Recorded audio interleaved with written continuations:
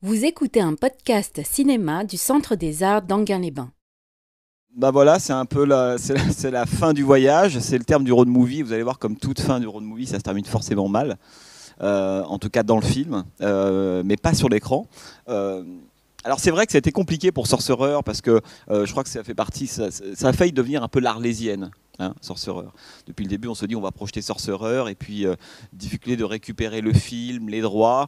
Alors, à titre indicatif, qui a déjà vu parmi vous ce film? Ah oui, oui, donc c'est la première fois que vous êtes aussi nombreux à avoir déjà vu le film. Et qui l'a vu au cours des 2 années qui viennent de s'écouler? Voilà, alors j'arrête. Qui l'a vu? Il l'avait vu il y a par exemple 5 ou 10 ans. Voilà. En fait, voilà, ça c'est la réalité de, de ce qu'a été le convoi de la peur, oublions d'ailleurs ce titre, hein, qui était d'ailleurs une mauvaise référence française à la fois au film original, même si c'est un remake très très lointain, en l'occurrence le film de Clouzot, Le salaire de la peur. Et le convoi et la peur renvoyait aussi, au moment du choix du titre français, au dernier succès en date de William Friedkin, qui était L'Exorciste. Donc ils se sont dit, le convoi de la peur, à la fois ça renvoie à Clouzot et à L'Exorciste. Double mauvaise idée, quand vous verrez évidemment le film, et qui explique peut-être en partie évidemment l'échec colossal, hein, de Sorcerer.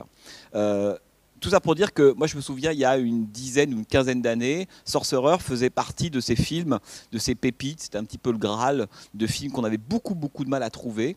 Et quand on le trouvait généralement dans une copie qui a très très longtemps circulé, jusqu'à à peu près 2-3 ans, qui était une copie de très mauvaise qualité, en 1/3, c'est-à-dire en 1,33, c'est-à-dire pas du tout au format, avec des petites séquences en moins, enfin un véritable massacre intégral. Et pourtant, on avait le sentiment, en gros, c'est comme si on prenait Apocalypse Now, qu'on le délavait et qu'on essayait de mettre un écran carré dessus et qu'on nous montrait ce film-là. Il n'empêche que même dans cette version-là, personnellement, c'est un film que j'ai toujours adoré, que j'ai toujours trouvé absolument extraordinaire. Et je pense, et encore aujourd'hui, que c'est le meilleur film de William Friedkin. Et quand on sait que William Friedkin est un des plus grands cinéastes américains de ces 40 dernières années, le meilleur film de ce type-là, c'est pas rien. Voilà. Alors pourquoi 2-3 mots quand même sur ce film, qui m'a donc été restauré, comme le disait Jean-Paul. Maintenant, il a une copie absolument sublime. Friedkin d'ailleurs était venu à la Cinémathèque le présenter il y a un an et demi.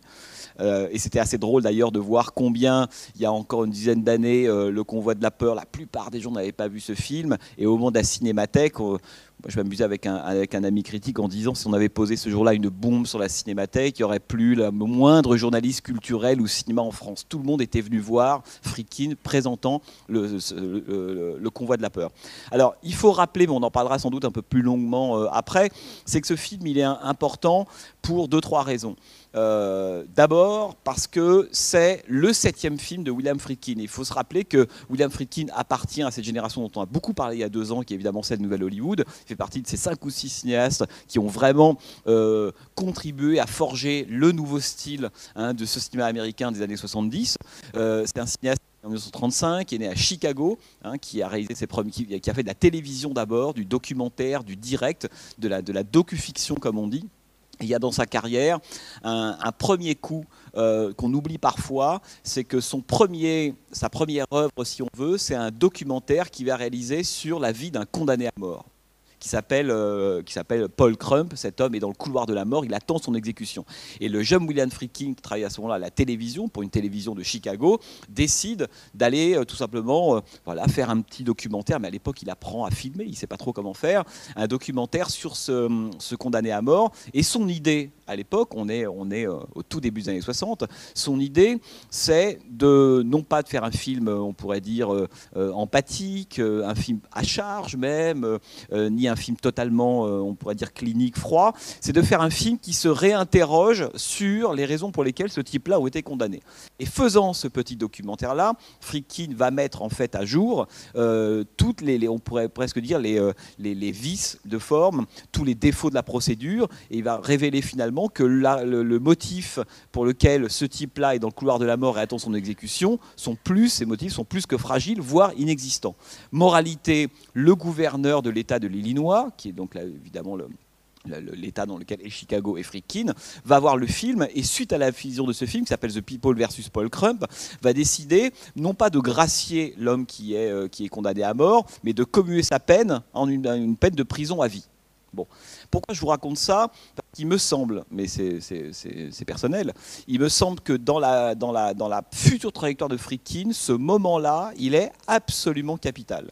C'est-à-dire que c'est le moment où un jeune cinéaste qui a, comme tous ces types-là, à la fois cinéphile, qui a voulu faire du cinéma, dit-il, en découvrant Citizen Kane d'Orson Welles, donc qui est sensible à Citizen Kane, qui adore John Huston, lorsque ce type-là va passer derrière la caméra et faire son premier film, ça se traduit presque par l'idée que, grâce à un film, on peut sauver la vie de quelqu'un.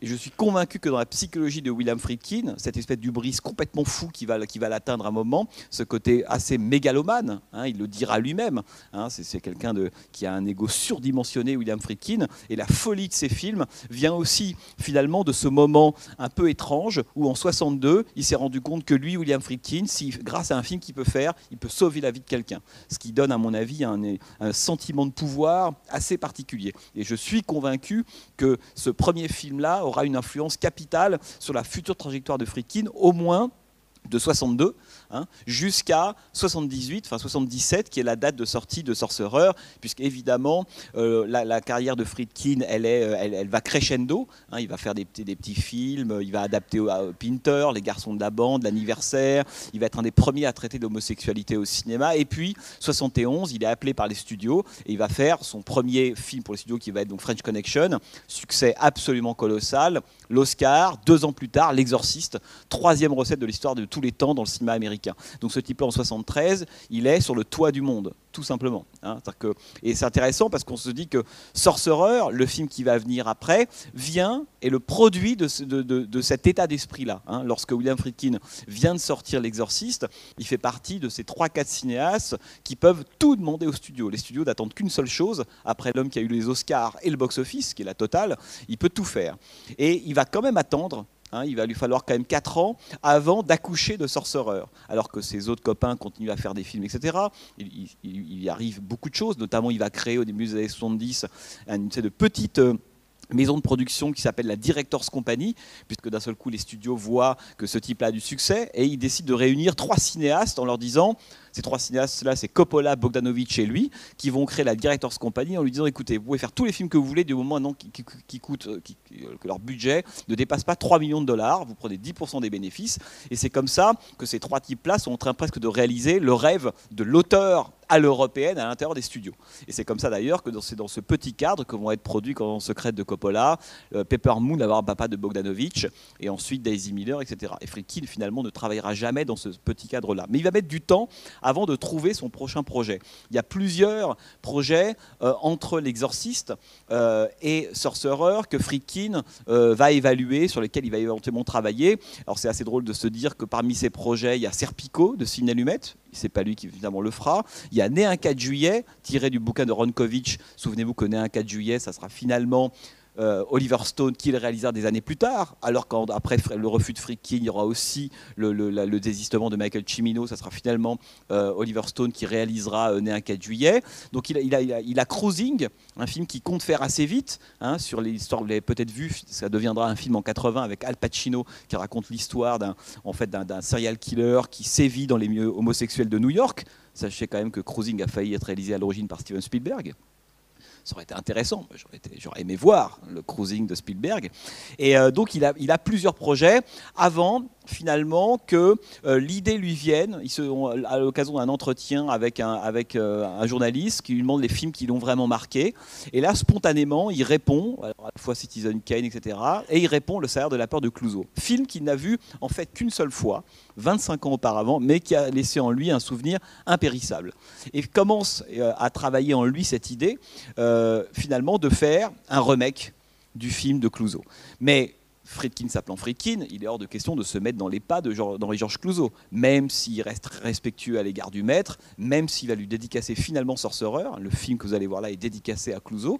Il connaît très très bien Clouzot, Friedkin, et surtout les Diaboliques qu'il adore. Et moi je me souviens être parti il y a 3 ans aller le voir à l'époque pour une chaîne de télévision, en lui demandant est-ce que ça vous dirait de parler de Clouzot, et très gentiment pendant 2 jours il m'a parlé de Clouzot, il a révisé ses Clouzot, il apprenait à dire les titres en français, c'était assez émouvant d'ailleurs. Il avait revu tous les Clouzot pour pouvoir parler de Clouzot, donc il est vraiment attaché à Henri-Georges Clouzot. Et en même temps, et lui, ce qui l'intéresse, c'est pas tant le remake que de repartir de l'histoire originale, hein, l'histoire de Georges Arnaud, le salaire de la peur. Et surtout, il le dira, au fond, cette histoire, elle a quelque chose d'éternel, d'universel. Il dit, c'est un peu comme Hamlet, peu importe, finalement, Clouzot est passé par là. Il a fait un film formidable, et moi, c'est pas du tout ce que je vais faire. Et lui, il décide évidemment d'aller. Je ne dis rien du film que vous allez voir, mais à la fois, le film n'enlève rien à ce qu'est le film de Clouzot, qui d'ailleurs, à titre personnel, n'est à mon avis pas le meilleur Clouzot, mais le réinvente. Et au bout de 2 heures que dure le film, on a complètement oublié le film de Clouzot. C'est complètement autre chose que vous allez voir. Alors le problème, c'est qu'on est donc, j'essaie de faire un peu vite parce que là, tout ça, je parlerai après du tournage une fois que vous aurez vu le film. Mais ce qui est très intéressant, c'est que Friedkin, et d'ailleurs j'ai amené ici, ça peut vous intéresser, là, il a sorti il y a 1 an et demi une autobiographie. Alors c'est un peu Prince de légende, son autobiographie. Non, ça c'est pas ça. Non. Ah oui, voilà, j'avais amené 2 bouquins. Friedkin Connection, ça vous intéresse? Alors là, pour le coup, j'aime pas dire ça, mais c'est, vous savez, c'est un livre d'été, très agréable, sur la plage, plutôt que de lire des conneries. Bah, vous lisez ça. Hein, c'est super bien. Ça raconte l'histoire. C'est Friedkin, son autobiographie, sur laquelle il bosse depuis 2-3 ans. Alors encore une fois, il imprime sa légende. C'est-à-dire que, vous savez, comme à l'américaine, il faut croiser les sources. Bon. Mais ce qu'il raconte est quand même absolument passionnant, et notamment sur le tournage du Convoi de la peur. Et à cette époque-là, Friedkin est donc le Wonder Boy d'Hollywood, hein, un peu comme Coppola, avec lequel il se sent d'ailleurs assez en concurrence. Et c'est pas inintéressant que Coppola, parti aux Philippines dans son tournage monstre herzogien qui est Apocalypse Now, William Friedkin, lui, décide de partir aussi, hein, dans une contrée pas possible. Alors qu'au début, il avait choisi plusieurs lieux de tournage qui devaient être l'Amazonie, hein, et l'Équateur. Pour lui, l'endroit idéal où il devait tourner, c'est l'Équateur. Mais lorsqu'il va voir le studio Universal qui lui dit je veux tourner en Équateur, il lui dit c'est absolument impossible. Aucune assurance n'acceptera, vous allez tous vous faire flinguer. Aucune assurance n'acceptera évidemment de travailler, d'assurer les acteurs, les techniciens, etc. etc. Tout est extrêmement cher, mais à l'époque, Friedkin n'en a que faire. C'est-à-dire que seul compte sa vision artistique, et même s'il faut dépenser $1 million pour un plan, il est prêt à le faire. Et personne ne lui dit non parce qu'il s'appelle William Friedkin et qui sort du succès de L'Exorciste. Et donc, il a comme ça plusieurs endroits qu'il va voir, jusqu'au jour où le président de la Paramount, alors je ne sais pas si ça vous dit quelque chose, c'est un type qui s'appelle Charles Budon. Charles Budon, lui, est quelqu'un qui, comme souvent dans le milieu du cinéma, a des activités un peu diversifiées et pas toujours extrêmement nettes. Disons qu'il s'occupe de la Paramount, mais il est aussi le président de Gulf and Western. Et Gulf and Western, c'est une espèce de gigantesque, on pourrait dire, conglomérat, consortium, entreprise, qui à la fois travaille dans le lait, le sucre, la raffinerie. Et c'est lui qui, grosso modo, détient la République dominicaine. Grosso modo, le poumon économique de la République dominicaine, c'est Gulf and Western, cette entreprise américaine, dirigée en l'occurrence par le patron de la Paramount. Et Charles Budon dit à William Friedkin, non, vous ennuyez pas à aller tourner en Équateur, au Mexique, en Amazonie, j'ai un lieu pour vous, qui m'appartient quasiment. Les hommes de pouvoir, les politiques, tout le monde est à ma botte, c'est la République dominicaine. Et c'est comme ça que William Friedkin va se retrouver à aller tourner en République dominicaine, même si c'est pas son premier choix, il y a d'autres endroits qu'il préférait vraiment. Et ce qu'il cherche avant tout, c'est évidemment une espèce de village qui est, vous allez voir, hein, qui est une vision possible de l'enfer sur Terre, quoi. Hein, le village du bout du monde. Cela dit, ça pourrait devenir aussi un lieu touristique. Hein. Donc quelque part, en Amérique centrale ou en Amérique du Sud, et il va donc tourner en République dominicaine. Je ne vous raconte pas, évidemment, on le verra après, comment va se passer le tournage, assez homérique. Sachez cependant, avant de voir le film, parce que l'échec du film, il est passionnant, on y reviendra. Il y a sans doute plusieurs raisons. La première chose, c'est que le film sort en 1977. Et quand on parle du Nouvel Hollywood, pour ceux qui ont quelques mémoires de ce qu'on se disait il y a 2 ans, le Nouvel Hollywood en 1977, le cinéma américain en 1977 et le public américain n'est plus du tout le même que celui de 72, 73. Il a considérablement changé. Et c'est Friedkin qui est dans sa tour d'ivoire, hein, en grand enfant capricieux, artiste capricieux, ne le voit pas et il va recevoir comme un boomerang le retour du réel de l'industrie du divertissement américain à la fin des années 70. Il sort, rappelons-le quand même, une semaine après Star Wars. Bon. Il y en avait un qui devait perdre, évidemment. Et ça sera évidemment le film de William Friedkin. Ce qui fait que le contexte est aussi intéressant parce que lorsque le film sort, il sort tardivement dans les années 70. Et à ce moment-là, c'est déjà plus du tout le même type de film qui est attendu de la part du public, qui entre-temps a muté. Et ça, en 4 ans, Friedkin ne l'a pas vu et il le dira plus tard. Il s'en est pas rendu compte. La deuxième chose que je voulais vous dire, c'est que Friedkin, à l'origine, va chercher pour écrire donc le scénario. Il a le bouquin de Georges Arnaud, il a le souvenir du film de Clouzot qu'il ne revoit pas d'ailleurs. Et pour le scénario, il va chercher un scénariste mythique pour ceux qui s'intéressent au cinéma du Nouvel Hollywood, c'est Waylon Green. Waylon Green, c'est l'homme qui a écrit le script de La Horde sauvage. Voilà. Alors évidemment, il adore le film de Peckinpah, qui pour lui est un plus grand film jamais réalisé. Waylon Green est un type qui a fait du documentaire extrêmement lettré, très cultivé, et lui demande d'écrire le script de Sorcerer du Convoi sauvage. Et il a donc son scénariste, il a d'autres techniciens qui l'embauchent. Et dernière chose, concernant les acteurs, parce qu'il faut savoir, mais je pense que certains d'entre vous le savent déjà, qu'à l'origine, les 4 personnages, les 4 acteurs principaux qui jouent dans le film n'étaient pas du tout les 4 qu'avait prévu William Friedkin. William Friedkin voulait comme premier acteur Steve McQueen. Et c'est en parlant du projet à Steve McQueen, disant j'ai envie de réaliser ce film-là d'après ça de la peur, Steve McQueen dit pas de problème, d'accord. Et lorsque Friedkin écrit, il écrit le script avec Steve McQueen en tête. C'est-à-dire que le rôle qui finalement sera récupéré par Roy Scheider, a été écrit pour Steve McQueen. Et puis, il pensait faire un casting all-star, comme on dit aux États-Unis, c'est-à-dire avec 4 stars internationales, et pas uniquement américaines ou européennes, qui étaient donc Steve McQueen, Marcello Mastroianni, Lino Ventura et Francisco Arrabal. Et Amidou. C'était voilà, c'était en gros le casting dont il rêvait. Le problème, c'est qu'au moment où il finit le script, il va voir McQueen en disant voilà, le script est écrit, on part tous en République dominicaine. Et puis c'est pas 4, 5, 6 semaines de tournage. Il y a une séquence de 12 minutes dans le film qui a nécessité 3 mois de tournage. On est parti pour 1 an. Et McQueen, à l'époque, et souvent c'est ça l'histoire du cinéma, pour des raisons intimes et personnelles, il vient de se marier avec Ali Magro. Vous connaissez peut-être l'actrice Ali Magro. Et bon, il est amoureux, il est aussi un peu jaloux, voire un tantinet paranoïaque, et il n'a pas envie de la laisser loin de lui pendant longtemps. Voilà, c'est ça la raison principale. Et il dit à Friedkin, à ce moment-là, pourquoi tu t'ennuies à aller tourner en République dominicaine? On a tout ce qu'il faut aux États-Unis, ou voire à la frontière du Mexique, tu trouveras tout ce que tu veux comme décor. Et Friedkin, à l'époque, il le dit lui-même, à la fois arrogant, aveugle, dit non, mais tu dis que tu as adoré mon script c'est République dominicaine, c'est là que ça va se passer. Alors, Steve McQueen fait quand même un effort en disant, bon, alors peut-être tous partir en République dominicaine, mais je ne peux pas m'éloigner d'Ali Magro, est-ce que tu ne pourrais pas y trouver un rôle féminin, lui écrire un rôle féminin? Et là, Friedkin lui dit, tu as adoré le script, comment tu veux massacrer ma vision, etc., etc. Hors de question qu'on écrive un rôle féminin, d'accord? Et dernière chose que lui demande McQueen, puisqu'il a refusé les 2 précédentes, est-ce que tu ne pourrais pas lui trouver un poste, notamment de productrice exécutive? Et Friedkin refuse, pour la même raison, non, l'architecture est prévue, etc. Et donc McQueen se désiste. Alors, pendant longtemps, ça fera partie de la légende de Sorcerer. Qu'est-ce qui serait passé si McQueen avait dit oui? La question, elle est là. Puisque McQueen se retirant, Lino Ventura commence à se dire, oh là là, ça commence à sentir le sapin, cette histoire. Donc, Lino Ventura s'en va. Mastroianni, lui, s'en va aussi pour des raisons intimes, puisqu'à l'époque, il est séparé de Catherine Deneuve, et Catherine Deneuve ne veut absolument pas que Mastroianni parte avec sa fille à l'étranger, en l'occurrence Chiara. Donc, il choisit entre sa fille et le film, le choix est vite fait. Moralité, il va être obligé de choisir d'autres acteurs, puisque ceux qu'il avait prévus à l'origine disparaissent. Et donc, il va chercher Roy Scheider, qui, quand même, aux États-Unis, est quand même un acteur d'importance, puisqu'il a tourné dans French Connection. Et il a été l'un des hommes qui a eu le rôle principal des Dents de la Mer de Spielberg, qui a eu un succès évidemment colossal. Mais Friedkin et Roy Scheider, ils sont un peu fâchés tous les deux, parce qu'à l'époque, Roy Scheider voulait avoir le rôle du père Karras dans L'Exorciste, celui qui jouera finalement Jason Miller.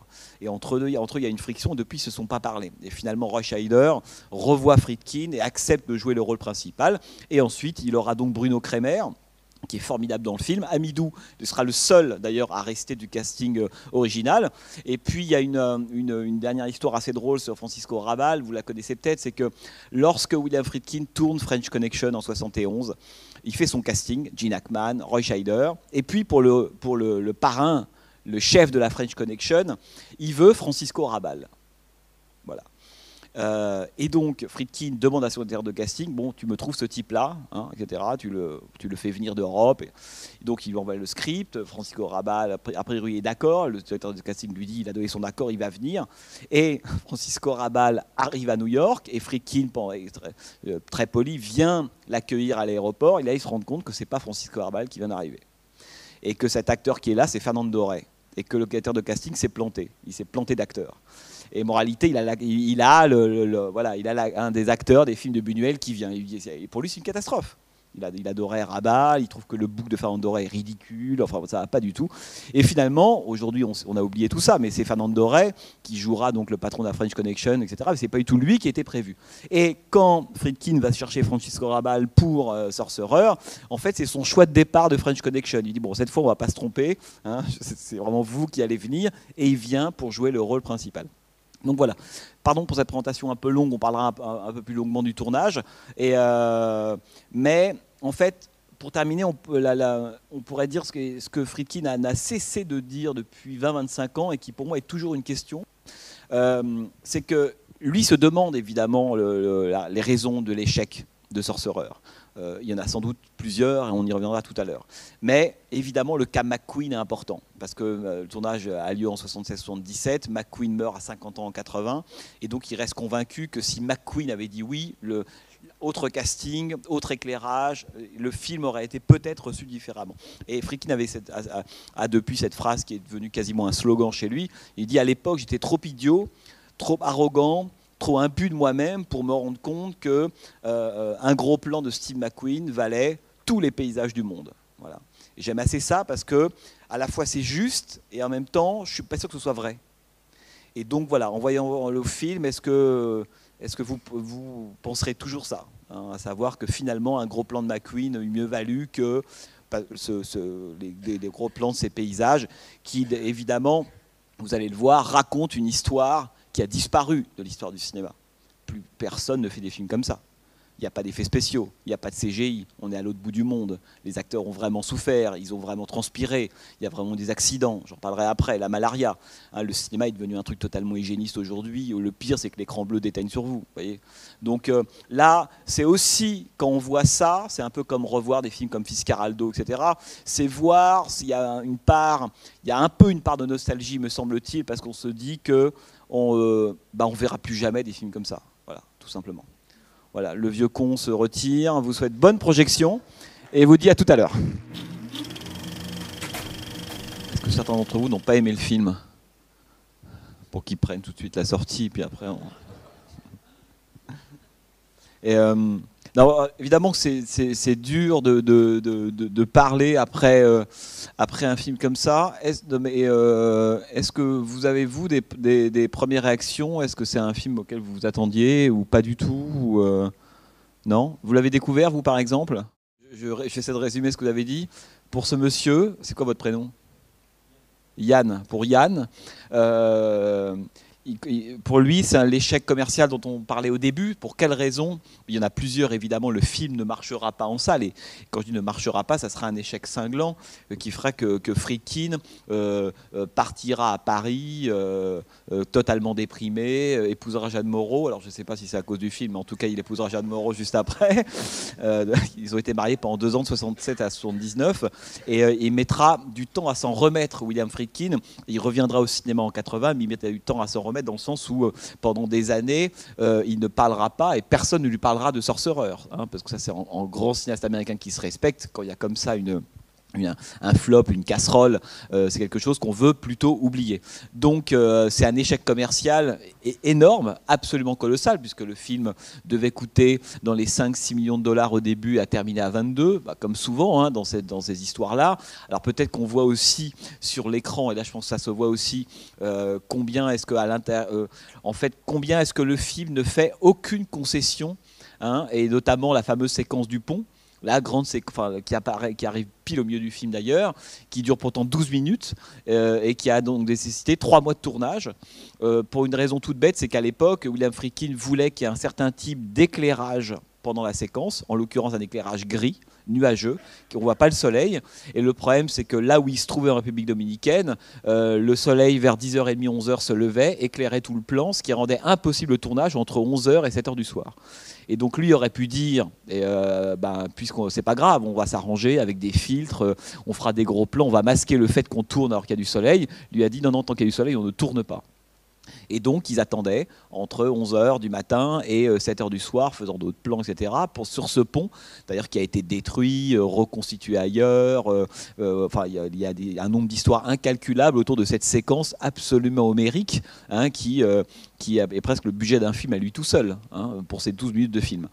Et donc, Yann disait, mais moi, l'échelle commerciale du film, il transparaît, selon moi, à chaque plan. Parce que alors d'ailleurs ça c'est quelque chose que vous pourriez expliquer selon vous, pour quelle raison à chaque plan, dès lors que les 4 arrivent, parce qu'il faut rappeler que dans le roman de Georges Arnaud et dans le film de Clouzot, il n'y a pas ce prologue, hein, on arrive directement dans le lieu où ces 4 fugitifs vont se retrouver pour transporter de la nitroglycérine, enfin peu importe, un convoi explosif. Ce qu'a inventé Walon Green, le scénariste du film, et d'ailleurs à l'époque beaucoup de gens étaient très sceptiques sur cette longue introduction en disant c'est quelque chose qui ne va jamais marcher, on met du temps. Or je pense qu'une des grandes réussites du film, elle tient précisément à ce début-là. C'est qu'on n'oubliera jamais la façon dont Bruno Kremer, Manzon, a quitté sa femme rapidement au restaurant. On n'oubliera jamais le regard d'Amidou lorsqu'il voit son frère d'armes embarqué, c'est un Palestinien, embarqué par la police de Jérusalem. C'est quelque chose qui restera, à mon avis, ou Roy Scheider, gravé très profondément dans le regard du spectateur. Et je pense que si on voit le film en supprimant ce prologue, d'abord ça obligerait à avoir beaucoup plus de dialogue, alors qu'on est sur un côté behavioriste incroyable. Il y a très peu de choses qui sont dites. Alors, personne ne parle vraiment sa langue, à part Roy Scheider. Certains doivent parler espagnol, on parle allemand avec un type pour avoir du bon whisky, avec des détails extraordinaires, parce que c'est ça aussi qui est très intéressant avec Friedkin. Et pour moi, c'est vraiment un film friedkinien en diable, c'est-à-dire que les personnages ils sont pas vraiment aimables. On peut les comprendre, on peut avoir un peu de compassion par moment pour eux, mais il en fait à aucun moment évidemment des héros, hein. Ce sont des personnages qui sont, comme dans tous les films de Friedkin, dans le gris intégral. Voilà. Et d'ailleurs, j'aime le moment où Marquez, un des 4 conducteurs qui a été sélectionné au début, doit partir. Et donc on est plutôt évidemment au début avec ce groupe qui va se constituer, et il se fait donc tuer par Francisco Rabal, et là on voit cette tache de sang qui recouvre à un moment donné quelque chose qui nous prouve que c'est sans doute un ancien criminel nazi. Donc il y a une volonté à chaque fois qu'il y aura un sentiment un peu positif pour les personnages qui pourraient apparaître, tout de suite de tempérer ça pour en faire des personnages qui sont juste des fugitifs, qui sont rattrapés, qui vont être rattrapés par un passé qui ne pourront pas fuir. Et donc ce prologue il est important. Alors, le suicide commercial, c'est difficile à dire. Moi, je pense que ce qui est évident, c'est qu'à l'époque où le film va sortir, c'est plus du tout, en fait, un type de film que les gens ont envie de voir. Je pense que pour moi, la vraie raison, elle est là. Les acteurs, quoi qu'on en pense, d'accord, c'est pas McQueen et Ventura, mais ils sont très bons, me semble-t-il. Bruno Kremer, je le trouve formidable. Ils sont tous vraiment très bons. Donc le problème, c'est, mais comme souvent dans l'histoire du cinéma, c'est l'anachronisme, enfin au sens strict du terme. C'est-à-dire que le film ne sort pas au bon moment. Vous savez, 2 ans plus tard, il y aura, on en a déjà parlé ici, Heaven's Gate de Michael Cimino. Et puis combien de gens ont dit...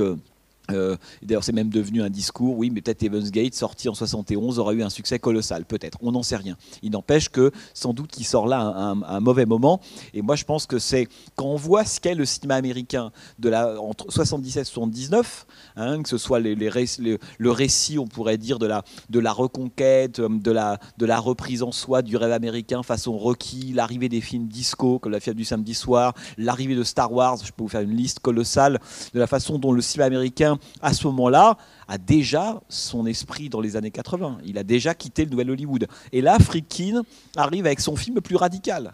C'est-à-dire qu'il l'aurait fait en 71, peut-être que le film aurait été reçu différemment.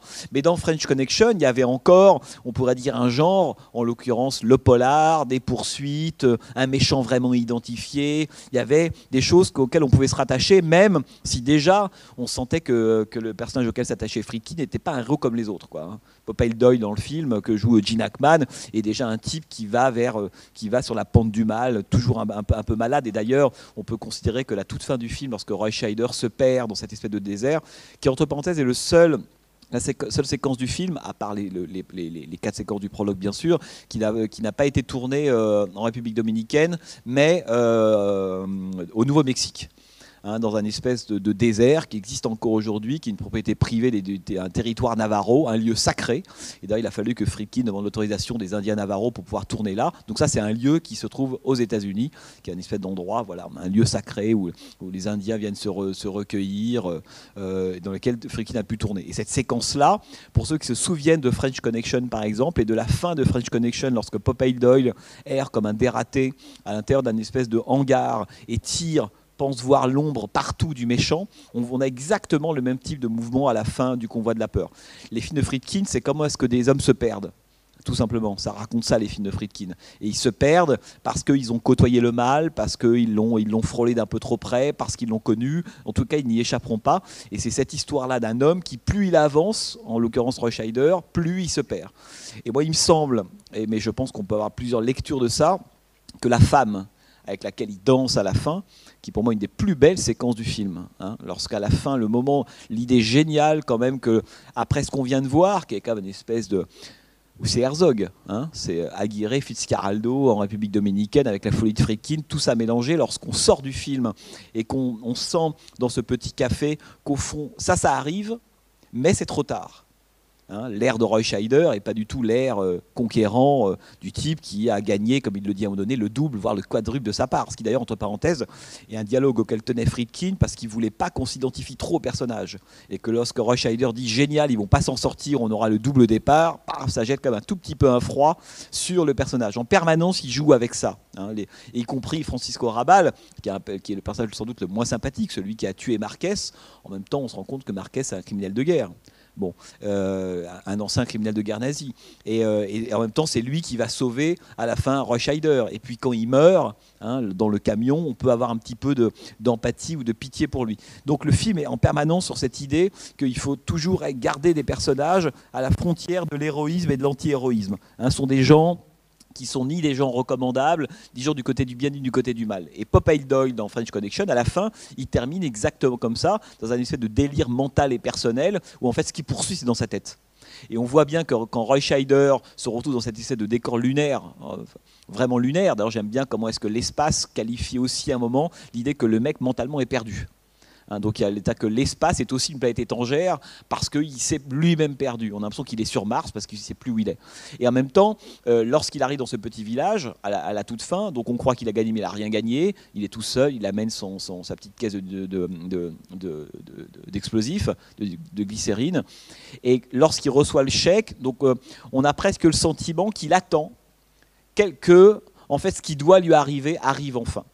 Et moi, je pense que cette femme, c'est l'image de la mort dans le film. C'est-à-dire qu'au tout début, je ne sais pas si vous vous souvenez, l'un des tout premiers plans, c'est lorsqu'ils arrivent à Port-Venir, qui est cette de petit bled, qui est l'enfer sur Terre, sous contrôle d'une puissance capitaliste, en l'occurrence Gulf and Western. Pour ceux qui, si vous avez été un peu attentifs, vous voyez que dans le bureau du patron de l'entreprise pétrolière, il y a le symbole de Gulf and Western.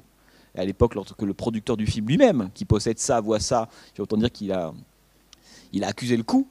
Et Friedkin disait que ça a été aussi un moteur formidable pour lui de travailler pour Gulf and Western Paramount, parce qu'il voyait comment ces gens-là traitaient comme des chiens, comme des esclaves les autres, et donc il a totalement transposé ça sur le mode effectivement vous avez vu comment ces ouvriers sont traités, ils sont calcinés, on rend leur corps, enfin c'est vraiment de la chair à travail absolument abominable. Et donc tout ça pour dire qu'on voit très bien comment à ce moment-là, lorsque le Friedkin donc introduit le personnage de la femme, au tout début elle apparaît derrière comme ça une espèce de grillage, elle est là, elle attend. C'est une présence qui est toujours mystérieuse, c'est pas la seule dans le film, mais une présence un peu mystérieuse, et on va la revoir à un moment lorsqu'elle va donner la croix à Bruno Kremer, et en fait on comprendra après coup que c'est un signe de mort qu'elle lui donne, et pas du tout ce qu'on pourrait croire au début, oui, mais ça va te protéger. Hein, c'est tout le contraire, évidemment. Hein, elle lui offre une espèce d'objet, d'ailleurs on pense que c'est une croix, mais il n'y a pas de gros plan, il n'y a pas de contre-champ dessus, il n'y a pas d'insert, évidemment. Friedkin refusait impérativement les inserts, quoi qu'il y en a un dans le film, lorsque, à la toute fin, on passe du kilométrage à la craie qu'a effectivement effectué Roy Scheider, 216, et on voit la distance qui reste à parcourir de 118. Parce que sans cet insert-là, on ne comprend pas pourquoi le type part à pied. Enfin, on ne comprend pas. On se dit, là, et grâce à ce calcul que même les gens pas forts en maths peuvent faire, ça fait 2, on se dit que bon, là, il tente et il fait le dernier miles et demi, en fait, à pied. Et donc, cette femme, c'est la mort. Et alors, si on considère, en tout cas, moi, c'est comme ça que je la vois, et si on considère que mais c'est la mort acceptée. Hein, c'est-à-dire que, à mon avis, l'idée de ce film, c'est que les personnages, après le prologue, ils sont morts. Voilà. Et le film joue beaucoup de ça. Hein. Vous avez vu du maquillage charbonneux, Lazare, le retour, c'est l'enfer. C'est l'enfer où ils sont, tout simplement. Ils sont déjà morts, symboliquement.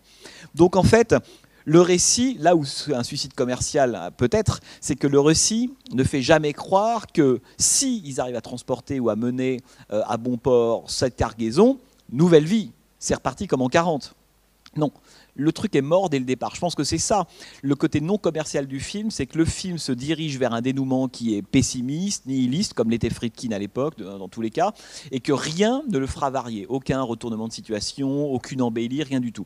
Donc c'est un film dont le programme est, on a des morts vivants qui au bout de 2 heures, vont vraiment mourir. Et donc il y a une forme, d'ailleurs, on pourrait presque dire de sérénité à la fin de Roy Scheider.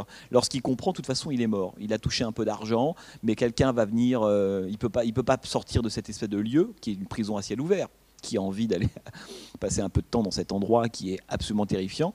Et donc à ce moment-là, il comprend. Moi, je pense que ce qu'il comprend à la fin, c'est qu'au fond, il n'en sortira jamais. Il n'y échappera pas.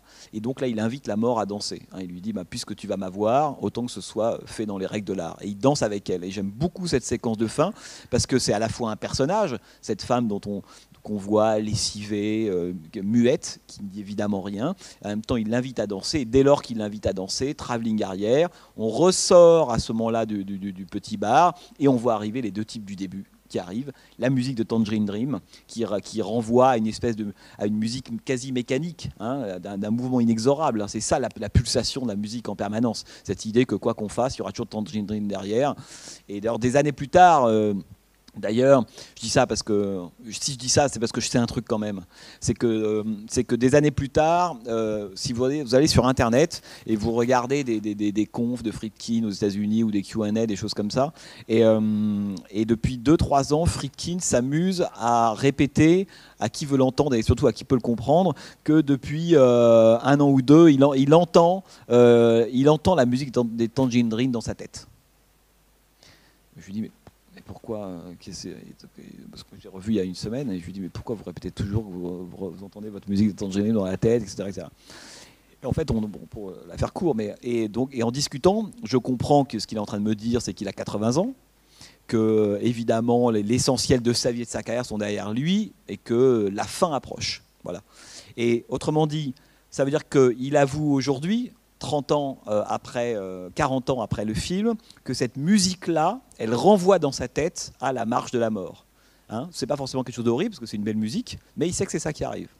Et donc, lorsqu'on se reprojette à l'époque de Sorcerer, la musique de Tangerine Dream, c'est la musique de la mort. Hein. Et d'ailleurs, vous avez vu à la fin, lorsque les 2 types débarquent, pas la peine d'avoir la séquence les montrant en train de tuer Roy Scheider, on est archi persuadé que c'est fini. On n'a pas besoin de la preuve du corps de Roy Scheider, non, on sait très bien que c'est fini. Lorsqu'ils arrivent, tout de suite, hein, c'est à nouveau le retour de cette musique qui, rappelez-vous, est arrivée la première fois avec les soldats mitraillettes et l'arme qui foncent pour aller tuer les Palestiniens. Donc la façon dont la musique dans le film est utilisée à la fois brillante, parce qu'à l'époque, Tangerine n'avait pas composé de musique de film, c'est là qu'ils vont débuter. Friedkin les avait entendus une fois en concert, avait été assez séduit par ça, et il a fait le film sans la musique. Enfin, il a fait le film, non, il a fait un premier montage sans la musique. Et il a demandé à ce groupe allemand, tout simplement, s'il voulait bien composer la musique, ce que le groupe a fait après avoir vu un pré-montage, et Friedkin dit que ça lui était extrêmement utile pour effectuer le montage du film, et moi je pense qu'il s'est même servi même de la musique du film pour raconter des choses à l'intérieur. Et Tangerine Dream, c'est la musique de la mort en permanence, qui est là. hein. Et c'est pour ça que cette image donc de la femme, pour moi, c'est la mort. C'est la mort incarnée qui est là. Mais en même temps, Friedkin, lui, a plusieurs fois parlé du sens du film.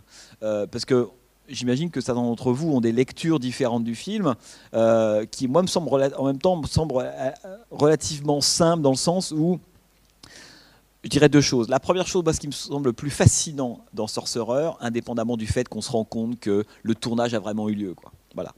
Et ça, là, pour le coup, le cinéma, ça ment pas. C'est quand on voit la séquence du pont, quand on voit Amidou tomber dans le pont, quand on voit là, on sent que ça n'a pas été un tournage de tout repos pour tout le monde. Et ça n'a pas été le cas, puisque la moitié de l'équipe a quand même disparu au milieu du tournage. Malaria, maladies différentes, etc. Friedkin a dû remplacer la moitié de l'équipe.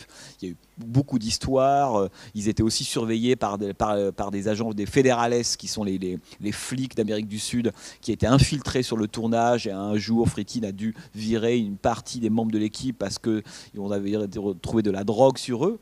Et donc on a dit à Friedkin, soit c'est vous qui partez en prison, soit vous virez ces techniciens-là. Il a dû séparer une dizaine de techniciens pendant le film. Enfin, c'est un tournage évidemment totalement homérique. Mais ce que je trouve beau, et ce qui reste frappant, parce que je ne connais pas tant d'exemples de films que ça, c'est pour ça que le nom d'Herzog vient tout de suite à l'esprit. Et à mon avis, beaucoup plus que Apocalypse de Coppola, auquel on pourrait le comparer en termes de démesure, de délocalisation, de folie, etc. Il y a un point commun, bien sûr, avec Coppola, mais je pense que c'est vraiment avec Herzog que le lien est le plus fort. Et ce lien-là, il tient à une référence qui est, à mon avis, hein, pas uniquement, mais en grande partie, à une référence qu'apporte Waylon Green, le scénariste. C'est que lorsque Friedkin dit à ce scénariste-là qu'il a envie d'adapter Georges Arnaud, donc il a évidemment carte blanche tous les deux pour pouvoir écrire cette histoire-là, Waylon Green dit il y a un roman que tu dois absolument lire, on doit lire et qui doit nous inspirer, c'est 100 ans de solitude de Gabriel Garcia Marquez. Ça va être notre là, hein, si on veut. Donc voilà, grand roman écrit en 67, presque un des romans les plus connus sur ce qu'on appelle de façon un peu commune et imprécise le réalisme magique, si vous voulez. Mais on sent bien que le sang qui coule dans les veines de Friedkin lorsqu'il fait Sorcerer, quelque chose qu'on n'avait pas du tout, ni dans French Connection, ni dans L'Exorciste, hein, qui était sur un imaginaire, on pourrait beaucoup plus simple, autour de l'irrationnel, de la foi, de la civilisation, de la barbarie, du je crois, j'y crois pas, etc. L'Exorciste, c'est vraiment un film là-dessus. Là, il y a vraiment le sentiment que le film se place sur un terrain beaucoup plus, on pourrait dire, sud-américain, et notamment sur cette question du réalisme magique. Ce qui fait que le film, et à mon avis c'est un cas d'école dans le cinéma de Friedkin, c'est à la fois un Friedkin pur et dur, c'est à mon avis son plus grand film, et c'est surtout un film qui trouve un point d'équilibre parfait entre d'un côté une veine réaliste, qui ça vient de Friedkin, l'héritage documentaire, French Connection, l'homme a fait du documentaire, ce côté extrêmement pris sur le vif. D'ailleurs, la séquence dans Jérusalem, la plupart des plans sont volés, la plupart des dégâts de l'explosion ont été rajoutés. Ils ont fait une fausse explosion de banque et 2 heures après, il y avait une vraie explosion à côté de Jérusalem et ils sont allés filmer les dégâts de cette explosion-là pour la coller à la fausse explosion. Donc on sent que le film est nourri, mais presque physiquement, ça suinte le réalisme. Et en même temps, à côté de ça, il y a une forme de fantastique un peu étrange. Hein, le magique, il est là. C'est-à-dire que le réalisme magique de 100 ans de solitude se trouve dans toutes les images de Sorcerer. C'est qu'on a un mélange entre, d'un côté, un réalisme quasi documentaire. On va mettre 10 minutes pour savoir comment est-ce qu'on fait sauter un tronc d'arbre. Ça, c'est vraiment, moi, j'ai appris les choses. Hein, je ne sais pas si ça nous sert régulièrement, mais j'ai appris quelque chose. Tout le début, on voit qu'il y a un souci réaliste extrêmement fort. Et en même temps, il y a un plan sur un animal, le plan d'un espèce de vieux aborigène planqué quelque part qui dit c'est par là et c'est pas par là. Évidemment, par là c'est la vie possible, par là c'est la mort. Il y a des espèces de créatures qui sont à la fois humaines, un peu mythologiques aussi, l'homme qui danse autour d'eux, qui s'en va, qui s'accroche au camion, qui repart. Il ne faut pas commencer à se dire, alors qu'est-ce que ça veut dire ? C'est quoi le symbole de ce bonhomme-là ? Non, il y a une forme d'étrangeté à l'intérieur de ce monde-là, parce que ce sont 4 fugitifs qui sont balancés ailleurs, hein, hors territoire.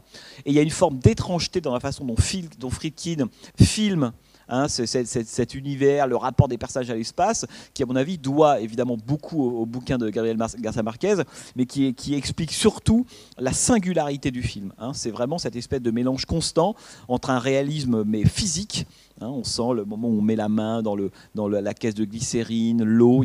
C'est un cinéma qui est très physique, très sensoriel. Et en même temps, il y a quelque chose, on a le sentiment qu'il y a quelque chose qui se joue à côté, qui échappe totalement au personnage, qui nous échappe aussi.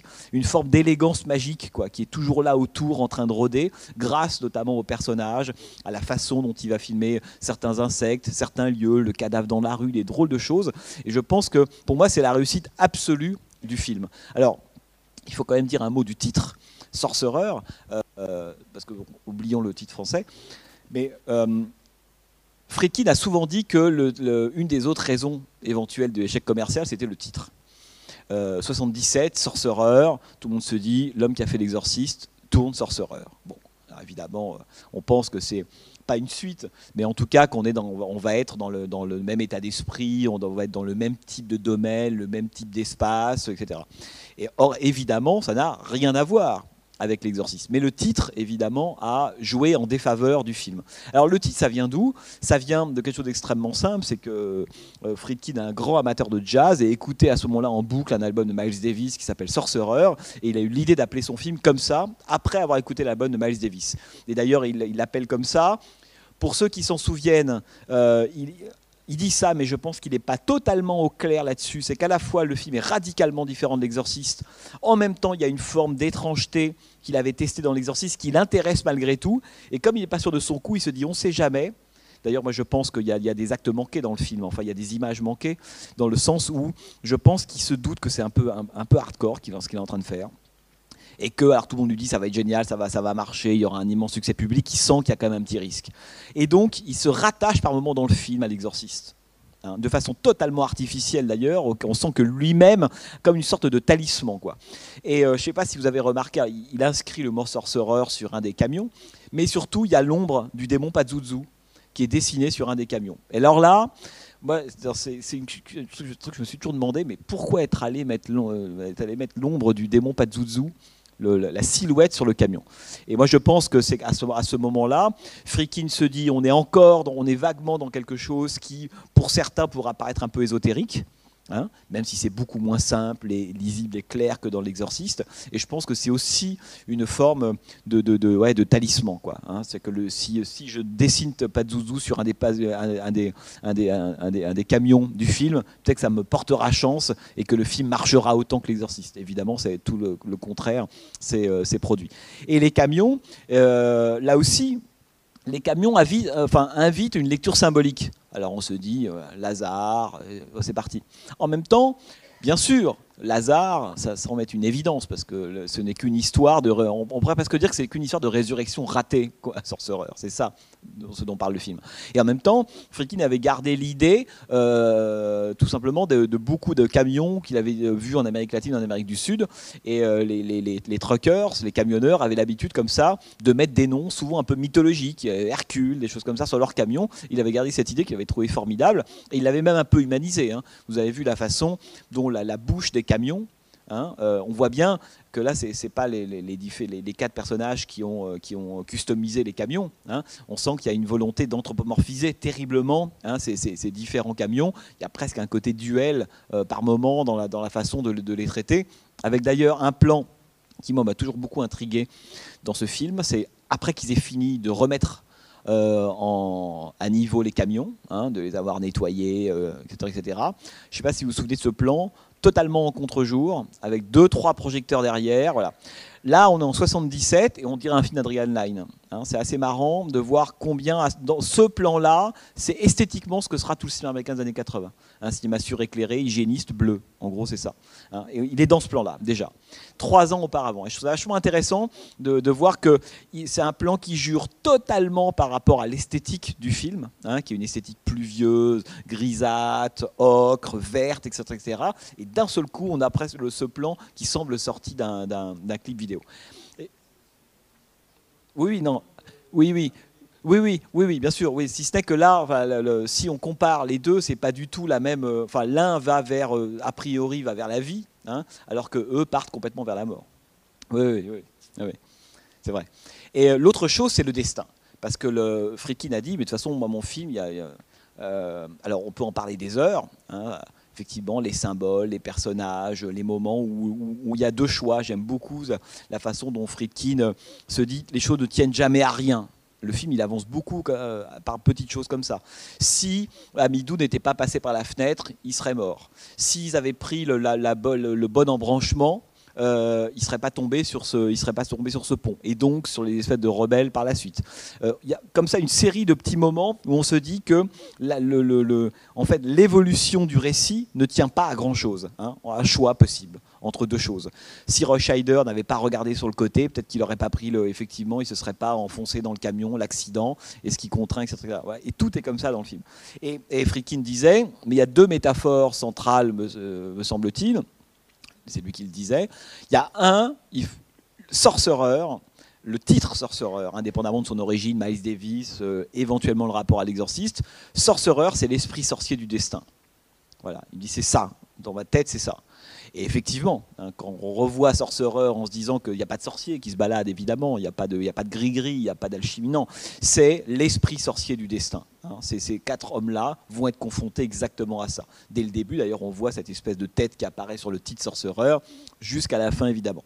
L'autre métaphore qui a intéressé aussi Friedkin, c'est une lecture plus géopolitique. Hein. C'est quand on est en 76-77, l'Amérique est aussi en train de changer. Hein, c'est pas du tout là, le même moment que le début des années 70. Les attentats, la suite du choc pétrolier 73, une série de consortiums qui deviennent de plus en plus monopolistiques, etc. Et Friedkin dit, pour moi, la métaphore du film, c'est quatre personnages, finalement, qui représentent quatre États, quatre régions, en gros les différentes régions du monde, qui sont assis sur quelque chose d'explosif, qui est la situation du monde, économique, démographique, etc., et qui sont contraints de s'entraider pour pas que tout ça saute. Voilà. Le problème, c'est que tout ça saute. Mais c'est ça, une des idées de William Friedkin, c'est ça, c'est que le monde est une poudrière. Et comment faire pour que cette poudrière n'explose pas? Et Friedkin le dit, aujourd'hui, 2015, il dit « je pense ça à la puissance 10 ». Hein, c'est sans doute ce qui a peut-être le moins vieilli du film, c'est aussi ça, ce que raconte le film. Hein, c'est vraiment cette idée-là, si vous voulez. Et donc je pense que quand on regarde Sorcerer, à mon avis, comment dire, ce qui est très fort, c'est qu'on peut se dire qu'il y a une lecture politique, il y a une lecture mythologique, il y a une lecture existentielle, le destin, la mort qui revient, etc. Mais en bout de course, c'est pour ça qu'il y a l'intérêt qu'il y ait très très peu de dialogue d'ailleurs dans le film, vous avez vu, il parle extrêmement peu, etc. En bout de course, je pense que, moi si je devais résumer Sorcerer, c'est pour ça que le film est une correction, et une reprise pour le coup, qui est très proche de la fin de l'Exorciste. À la fin de l'Exorciste, je ne sais pas si vous vous souvenez, vous avez en tête l'Exorciste ? Un peu. Megan, donc jouée par Linda Blair, et disons, pour faire court, elle est guérie. Bon. On va donc pas rester dans la petite maison de Georgetown où il s'est passé tout ça, voilà, des gens qui ont vomi, des lits qui ont volé, etc. Donc on déménage. Comme dans tout futur film de maison hantée qui se respecte, on déménage après la catastrophe. Et dans l'épilogue du film, il y a ce moment très très beau où l'un des prêtres vient voir Ellen Burstyn et sa fille, qui est guérie. Donc ils sont en train de faire leur cateau, ils s'apprêtent à partir. Et là, il y a Linda Blair qui se précipite vers le prêtre pour lui dire au revoir. Et comme si elle connaissait déjà, elle reconnaissait dans ce prêtre quelque chose qu'elle avait connu à un autre moment, qui était le moment où elle était possédée, qu'elle devait quelque chose à cet homme qui porte la soutane, le col blanc, etc. Et elle a toujours des marques sur le visage, preuve de quelque chose qui est toujours là. Et elle reconnaît ça. Et en même temps, on comprend à ce moment-là qu'elle passe à autre chose. Hein, elle passe à autre chose. Le principe de reborn fonctionne. Elle a été guérie. Elle n'oubliera pas, mais elle passe à autre chose. Autrement dit, elle arrivait grâce à Max von Sydow d'ailleurs et à Jason Miller à dépasser ça. Sorcerer est un film qui reprend ça sur son versant pessimiste. C'est-à-dire que toute l'idée du film, le sorcier, c'est aussi ça. C'est le destin est un sorcier qu'on n'arrivera jamais à expulser. Alors que l'exorcisme, c'est comment est-ce qu'on fait sortir le diable d'un corps à un moment donné. Là, on n'y arrivera absolument jamais. Ce que voudraient faire sortir les personnages, c'est le destin sorcier qui est en eux-mêmes. Comment est-ce qu'on peut ne plus jamais régler pour toujours les deux mafieux qui vont me poursuivre jusqu'au bout du monde comment est-ce que je pourrais régler la question de la fraude pour Bruno Kremer qui s'en va pour ne pas être mis en prison, etc. Et ça raconte une sorte d'exorcisme, si vous voulez, qui ne réussit pas. En fait, pour moi, le Sorcerer, c'est un exorcisme qui échoue. Ils font tout pour cette espèce de gigantesque trajet totalement pharaonique à l'intérieur de la jungle, dans cette espèce de végétation touffue, etc. C'est une longue séance d'exorcisme pour eux, si c'était qu'à la fin, ils ne sont pas guéris. La mort, elle est toujours là, elle les attend, et donc là, c'est fini. C'est pour ça que c'est le film, à mon avis, le plus pessimiste de William Friedkin, qui sort dans l'histoire d'Hollywood au moment où les spectateurs ont envie de voir enfin des films optimistes. Et moi je pense que une des raisons encore une fois il y en a plusieurs, mais une des raisons de l'échec commercial de Sorcerer, évidemment c'est ça, c'est qu'il n'y a absolument aucune porte de sortie, indépendamment du fait qu'il n'y a pas de héros, la question des acteurs à mon avis rentre relativement peu en ligne de compte. Et là il y a une question qu'on pourrait se poser, parce qu'il y a un film auquel on peut penser quand on voit Sorcerer. Je ne sais pas si vous l'avez en tête, qu'il y a un film plus classique de gens qui passent un temps fou à essayer de faire quelque chose et à la fin n'y arrivent pas. La chose s'envole. Un des grands films sur l'échec américain. Ouais. Qui a dit ça? C'est vous. Voilà, Le Trésor de la Sierra Madre, qui est évidemment une des références importantes de William Friedkin. Je ne voudrais surtout pas raconter ce film, parce que si vous ne l'avez pas vu, il faut le découvrir. Mais il y a quand même, disons qu'il y a... tout ça pour pas grand-chose, quoi. C'est un peu le principe de la Trésor de la Sierra Madre. Et on voit qu'on a à la fin du film, qu'il y a un côté très houstonien dans Sorcerer. On a quelque chose qui a infusé évidemment le film de Friedkin. Donc voilà, le film va sortir, va être un échec évidemment colossal. Et c'est intéressant parce que dans la carrière de William Friedkin, dans son autobiographie, il a un chapitre qu'il a appelé, dans la version d'origine, là, ça n'a pas été très bien traduit, mais dans la version d'origine, il l'a appelé Hubris. Voilà. Et pour lui, le convoi de la peur, c'est le moment de l'hubris friedkinien, qui produit évidemment ça, mais c'est vraiment ce moment-là. C'est au moment où il est au sommet d'Hollywood, il doit pouvoir, il fait effectivement le film à très peu de choses près qu'il a exactement envie de faire, et ce film-là va être le moment, c'est la grande gueule de bois, c'est-à-dire que ce que vive Friedkin en 1977, d'autres le vivront après, et c'est le moment de la gueule de bois d'Hollywood. Certains s'en sortiront, d'autres s'en sortiront pas, on en a déjà parlé il y a 2 ans, mais je pense qu'une des vraies raisons, à mon avis, de l'échec du film, c'est évidemment le moment où il sort, 1977, évidemment l'année de Star Wars, d'autant plus qu'il y a une drôle d'ironie, c'est que dans la fameuse petite structure dont je vous parlais au départ, Directors Company entre Bogdanovich, Friedkin et Coppola, leur idée c'était de produire des films à moins de 3 millions qu'eux allaient réaliser, mais c'était aussi ouvert à d'autres éventuellement cinéastes amis qui pouvaient proposer des films. Et George Lucas était arrivé un jour avec, en 73, 74, avec un script, et Coppola, qui avait là pour le coup a eu plus de nez que Friedkin, avait dit écoute, ce film-là, parlant à Bogdanovich et à Friedkin, ce film-là coûte plus de 3 millions, mais il faut le faire, ça va cartonner. Et Friedkin lit, putain, c'est complètement débile, et ce script c'est Star Wars. Et donc il le dégage. Et Friedkin dit évidemment pour des raisons commerciales j'ai eu tort. Même quand vous entendez parler Friedkin aujourd'hui, lui considère vraiment, il fait partie de ces cinéastes qui ont la dent la plus dure, et même s'il a continué à tourner, et beaucoup plus que d'autres d'ailleurs, il a plutôt été bien loti d'ailleurs par Hollywood depuis le début des années 80. Friedkin, il a fait tout Lee Van Dyne en 88, jusqu'au récent Killer Joe, il est revenu avec Bug, Traqué, il a continué à tourner, William Friedkin, contrairement à d'autres qui ont beaucoup plus de mal, mais c'est sans doute celui qui a la dent la plus dure sur la fin du nouvel Hollywood et l'arrivée du cinéma d'après. Justement le cinéma post-Star Wars, etc.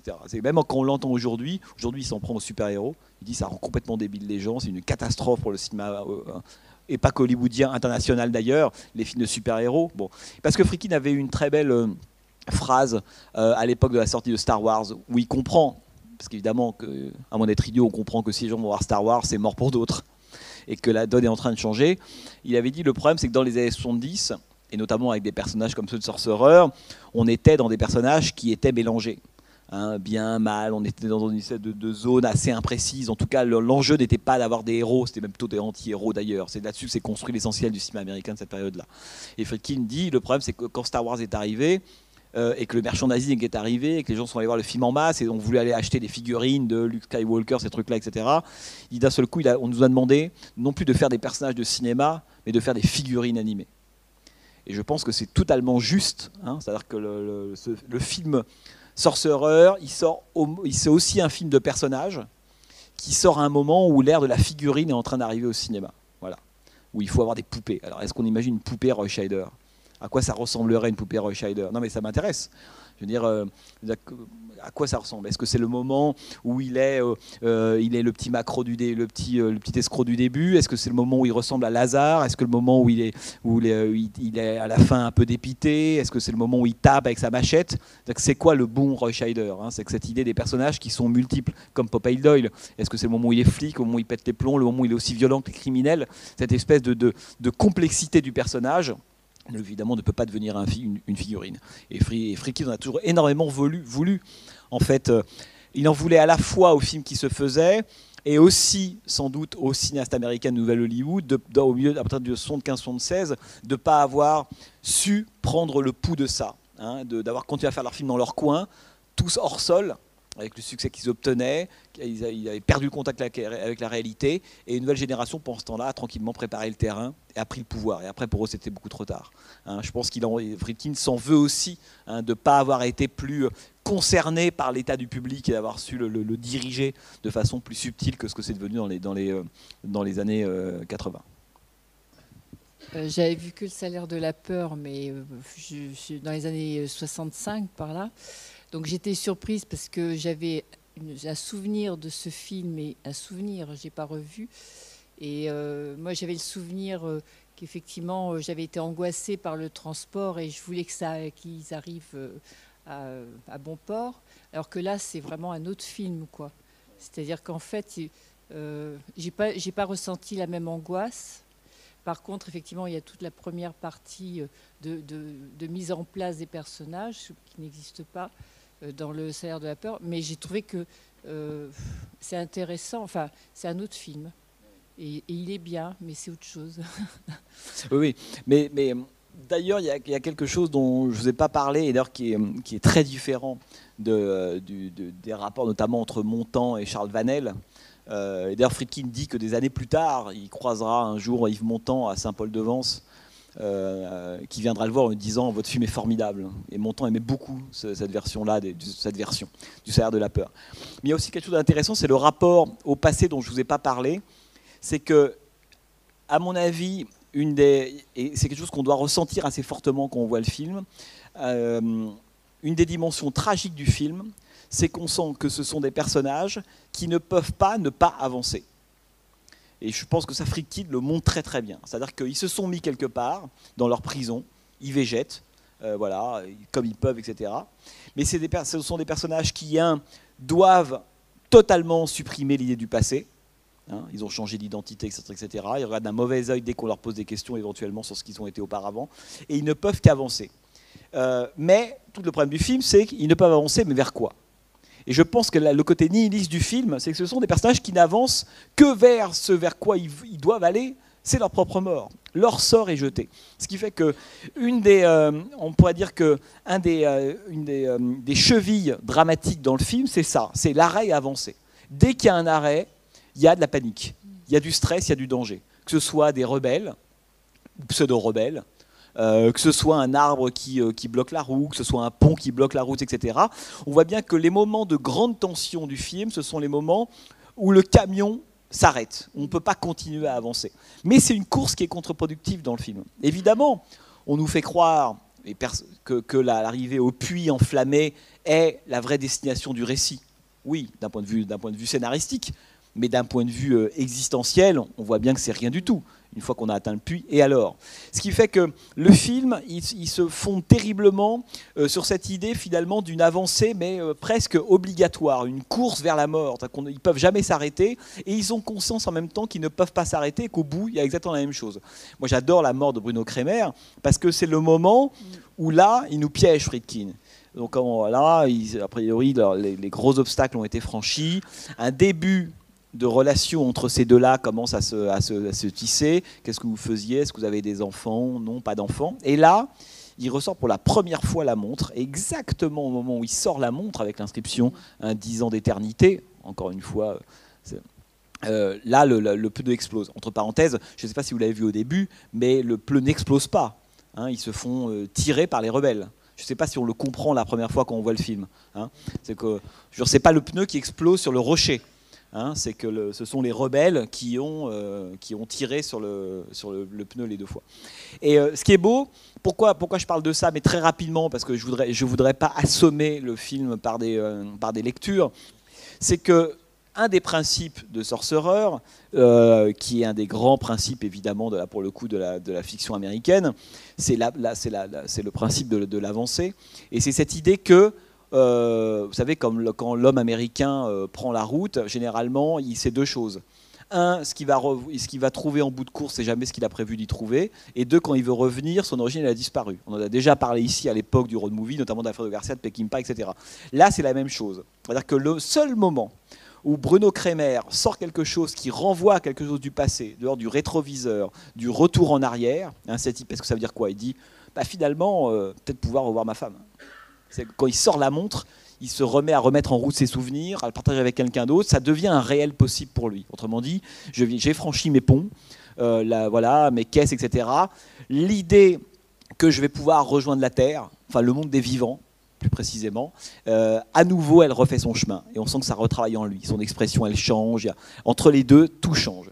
Et à ce moment-là, évidemment, hein, le destin, ou plutôt la logique existentielle du film, dit non, mon gars. Tu pourras évidemment jamais. Et au plus tu crois te rapprocher du passé, revenir, sortir du territoire des morts, hein, au plus évidemment, tu seras sanctionné durement. Et c'est pas innocent évidemment qu'il meurt exactement au moment où il sort la montre de sa femme, tentant de renouer avec quelque chose. Parce que qu'est-ce qui le maintient vivant, Bruno Kremer et les autres? Évidemment, c'est cette idée d'avancer, d'avoir totalement supprimé ce qui s'est passé auparavant. Et dès que le passé ressurgit, il provoque d'une certaine façon la mort du personnage, mort symbolique ou mort réelle d'ailleurs. Et ça, et le film est rempli, on pourrait dire, de petits détails comme ça. Et alors le personnage qui danse, pour moi, et je pense qu'on peut le dire de différentes façons, il peut n'avoir aucun sens. Et c'est peut-être le plus fort d'ailleurs, le côté réalisme magique. Il y a des choses qui nous échappent, des forces incontrôlables, des gens, des rituels, des façons d'être qui nous échappent. Il ne faut pas chercher à les comprendre. C'est aussi ça la beauté de ce film-là, c'est qu'on sent qu'ils sont dans un monde qui les dépasse. C'est beaucoup plus fort. Hein.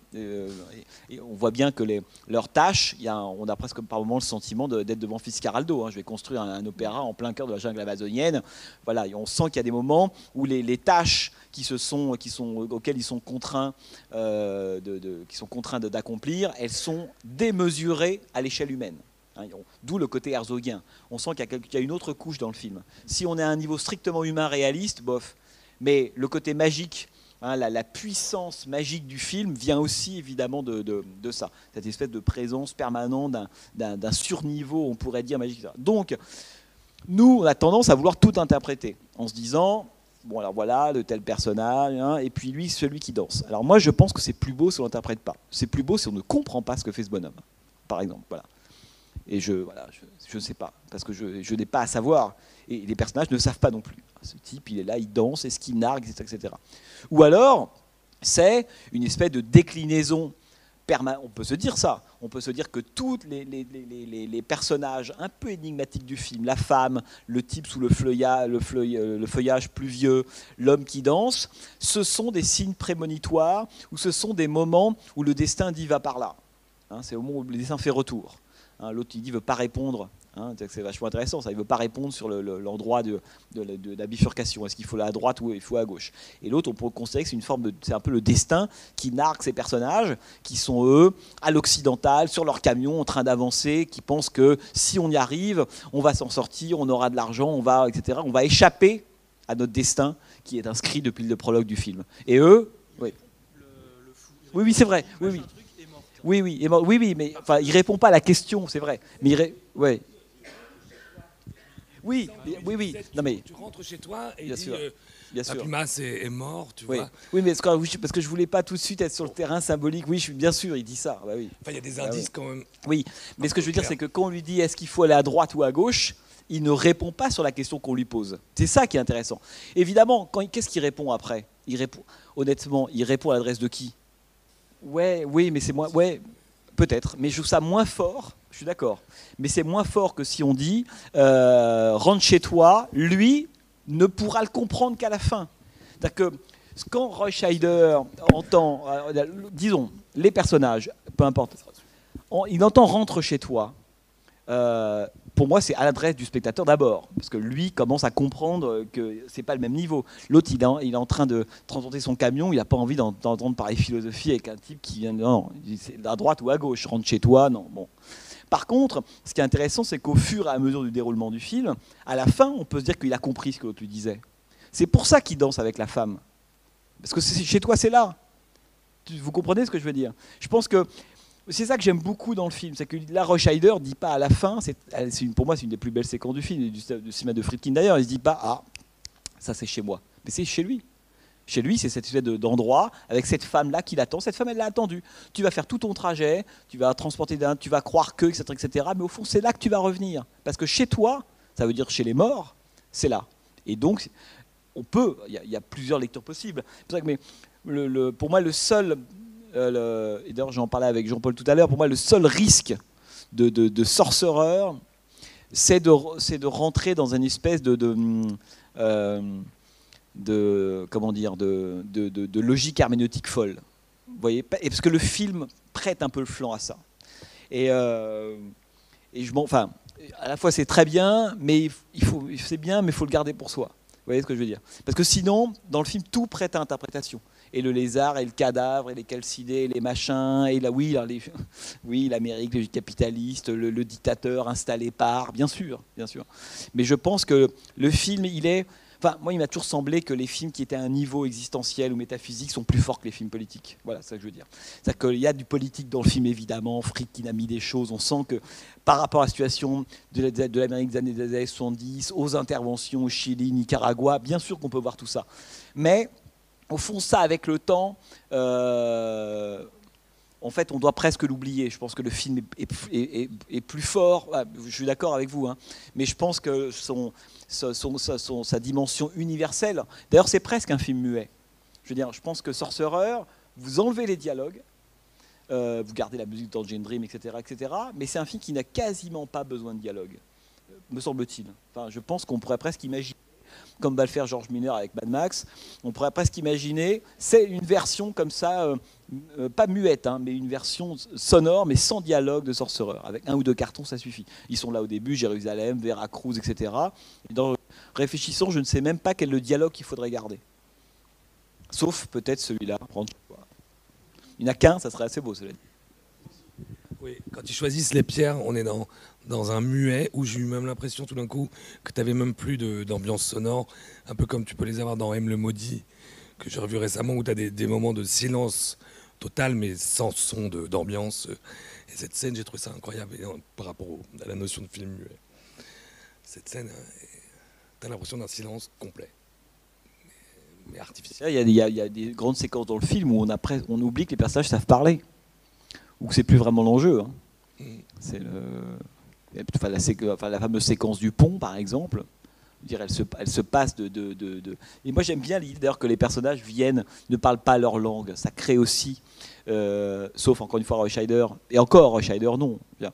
Mais ça crée une étrangeté que je trouve assez belle. Oui.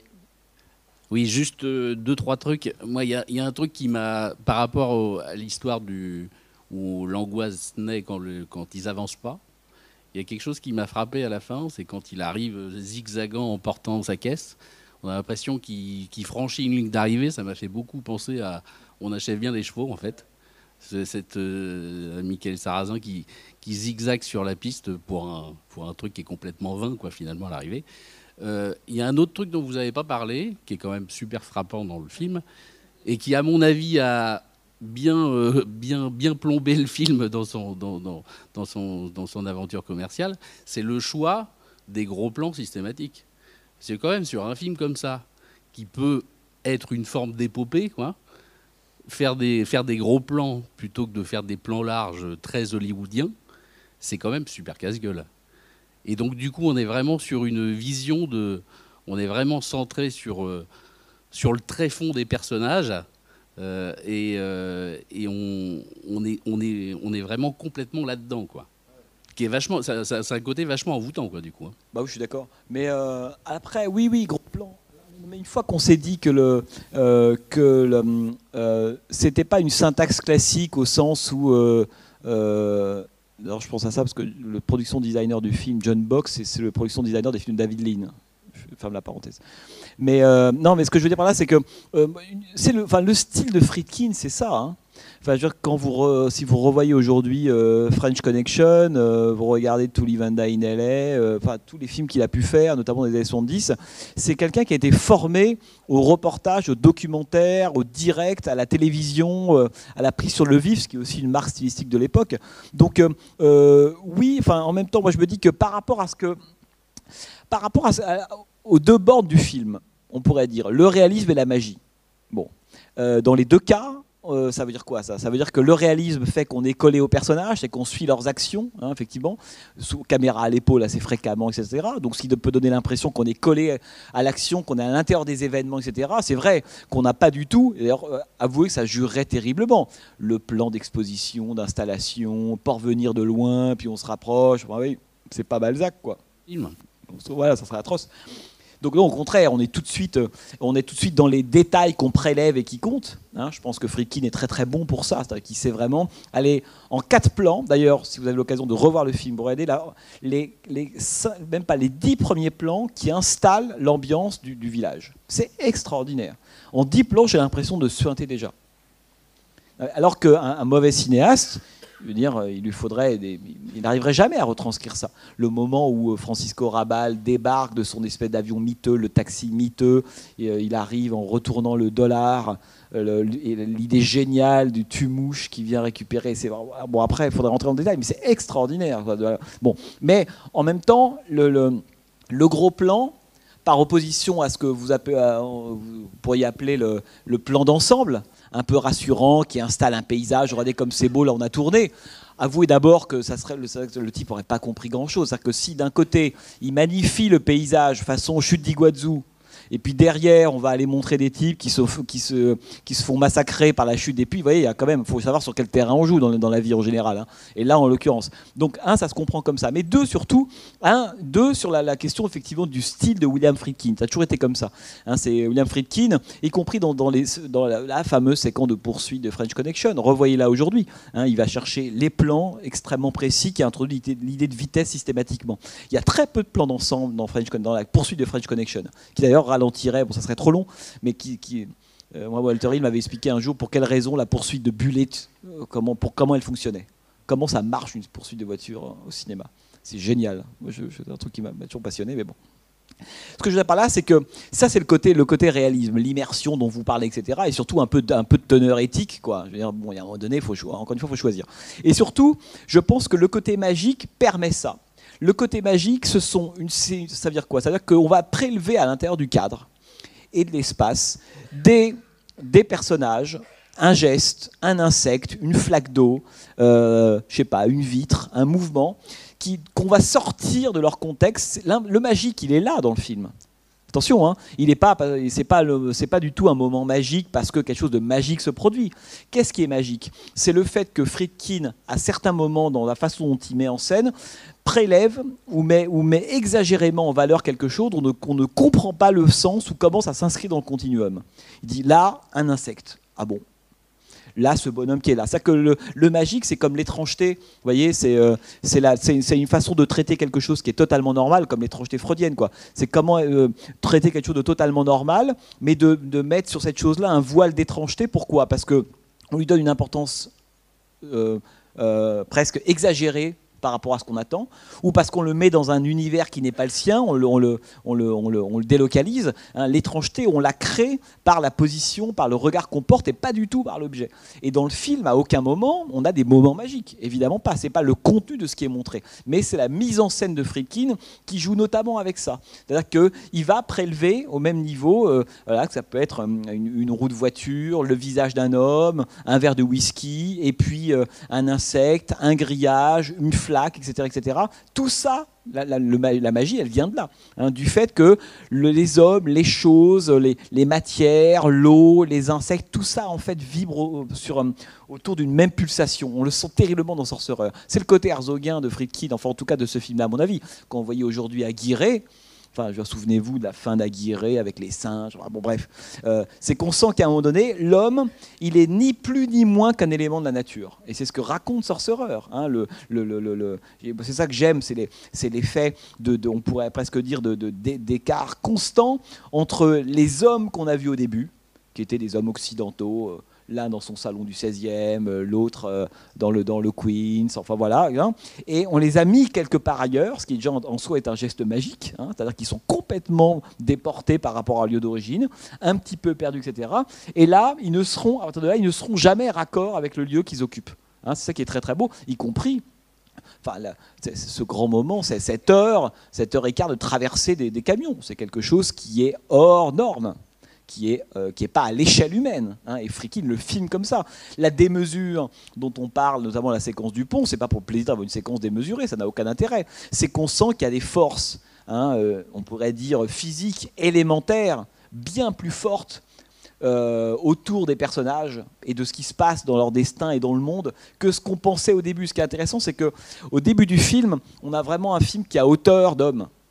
Hein, au début, on est vraiment dans le reportage. On a l'impression que la type est sortie avec sa caméra, Jérusalem, l'église d'Élisabeth, etc. On est dans des codes beaucoup plus classiques du cinéma américain. Si vous regardez un peu précisément Sorcerer, vous vous rendez compte que la mise en scène de Friedkin, elle va se mettre à changer à partir du moment où ils arrivent dans le village. Parce qu'ils ne préfèrent plus les mêmes choses dans le cadre. Alors qu'au début, on est vraiment 4 films de genre. Un drame financier, un thriller... On est vraiment dans le tueur à gages, etc. Quand on arrive à Port-Venir, là où on est un peu déstabilisé, c'est que d'un seul coup, on dit on a une vieille femme, mais pourquoi on la filme en gros plan, elle? Et puis on a un insecte, et puis pourquoi ce type dans la boue, et ce cochon, et cette espèce de type de la douane, etc.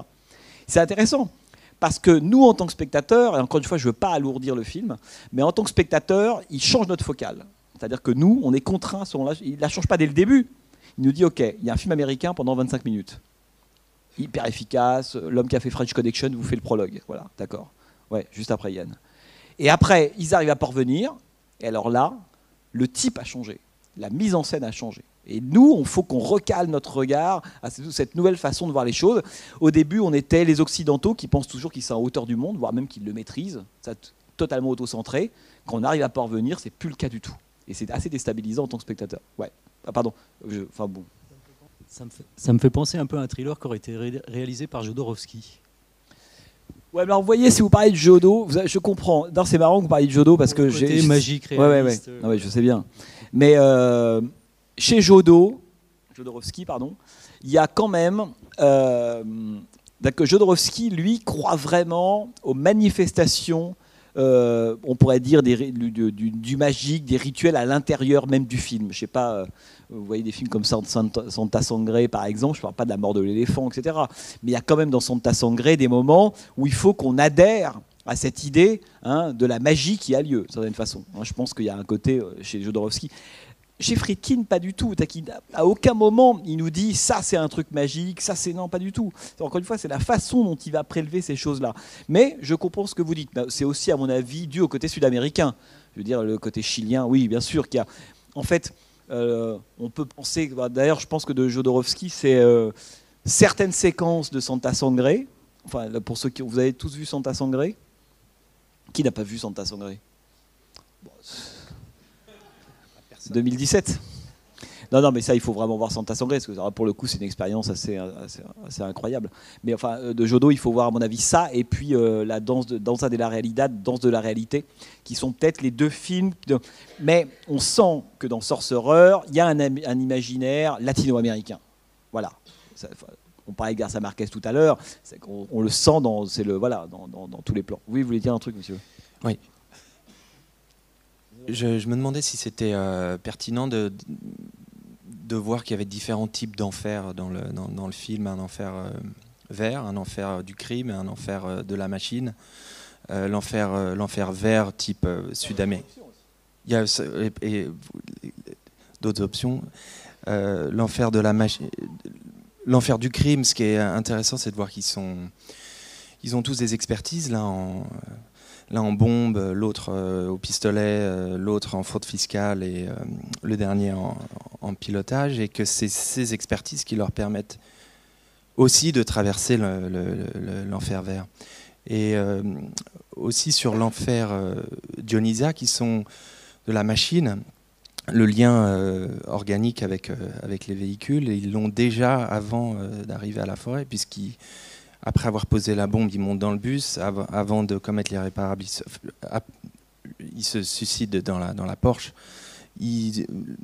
Scheider se plante dans la bouche d'incendie, etc. Donc il y a quand même pas une magie, mais quelque chose des forces qui traversent, qui sont avant et après l'arrivée à Port-Venir. Et pour rebondir sur l'effet magique, quand ils sont à Boulogne à déjeuner, l'une des trois, quand ils sont trois à table avec Bruno Kremer, l'une des femmes dit le homard est très bon à Veracruz. Veracruz, c'est la scène, 2 tableaux avant. Donc il y a une prémonition, il y a on communique dans l'espace-temps. Et puis la femme de Bruno Kremer porte un pendentif qui, à mon avis, si j'ai bien reconnu, est l'effigie de la compagnie pétrolière. Donc oui, il y a de la prémonition. Je ne sais pas si cette partie-là est paradisiaque par rapport à l'enfer. Mais... Et bien sûr, non mais c'est vrai. Et en même temps, il y a aussi cette phrase qu'elle prononce, la femme de Bruno Kremer, lorsqu'elle dit lui est en train de s'habiller dans la salle de bain, vous savez, qu'il y a une phrase, en fait, une des 2-3 phrases clés du film. En même temps, j'aime pas dire ça, parce que ça fait tout de suite, j'ai l'impression que ça clignote. Mais lorsque elle lui raconte l'histoire de cet homme militaire à la retraite qui doit décider, là encore, il doit choisir. Voilà, même l'idée du choix, elle est quand même à travers ce récit qu'elle écrit. Et donc elle lui dit ce que va faire ce type-là, et Bruno Kremer qui est dans la salle de bain dit l'homme, voilà, c'est juste un type, il fait son boulot de militaire, etc. Et elle a cette phrase assez belle, elle dit personne n'est quelque chose et rien d'autre. Voilà. Et le film, on s'en creuse. Ouais. Ouais, alors là, faut commencer à se méfier, vous voyez. Non, mais je veux bien, mais on serait en Doug 1 ou en Doug 2, je vous dirais, allez-y, coupeur de dans le miroir, c'est parti, mon kiki, écrit typage.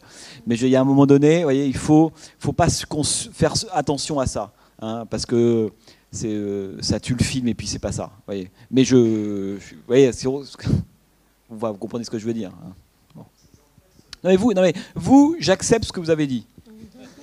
Non mais je veux dire par là, la circulation c'est vrai. Non mais c'est vrai. C'est vrai, mais elle est suffisamment discrète, vous voyez ce que je veux dire, pour pas clignoter, pour pas écraser du tout le film. Vous avez raison, c'est vrai qu'il y a quelque chose inscrit. Alors le coup de l'homme et de la machine, je suis moins convaincu par ça. Je comprends ce que vous dites, pourquoi pas. Mais non, mais vous savez, le destin, c'est le sort et c'est aussi l'ironie. Bon. Ça veut dire qu'il y a aussi, rétrospectivement, quand on revoit Sorcerer, on peut très bien se dire, le coup des homards de Veracruz, quelle ironie du sort. Voilà. Vous voyez, moi je préfère, alors, si j'ai à choisir, je préfère me dire que rétrospectivement, Friedkin se sert de ce dialogue comme une forme d'ironie du sort. Hein, et pas du tout comme la preuve d'un destin qui est déjà inclus et qui va s'accomplir. Mais je suis d'accord avec vous. Hein. Je voulais juste ajouter aussi la scène, le décor lunaire à la fin où il perd un peu la boule. La scène lunaire à la fin où il traverse les derniers miles et tous ces enfers s'entrechoquent.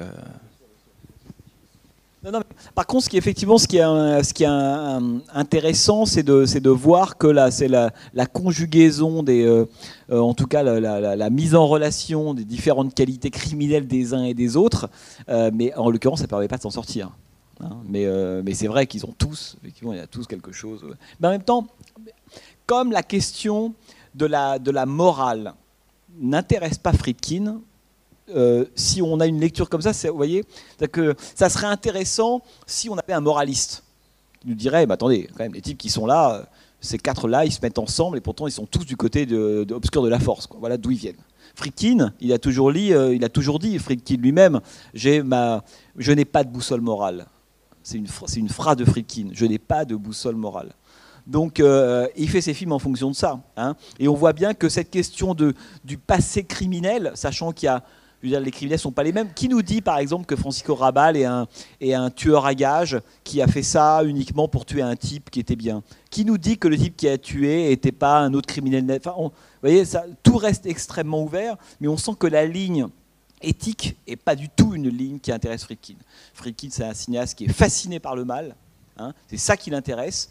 C'est un grand amateur. Son idole, c'est Fritz Lang. D'ailleurs, il a tourné en 1973 un documentaire sur Fritz Lang. Enfin, plutôt précisément, il est allé voir Fritz Lang alors installé à Hollywood. Il a filmé un long entretien avec lui. L'idole, pour comprendre William Friedkin, il faut voir les films de Fritz Lang.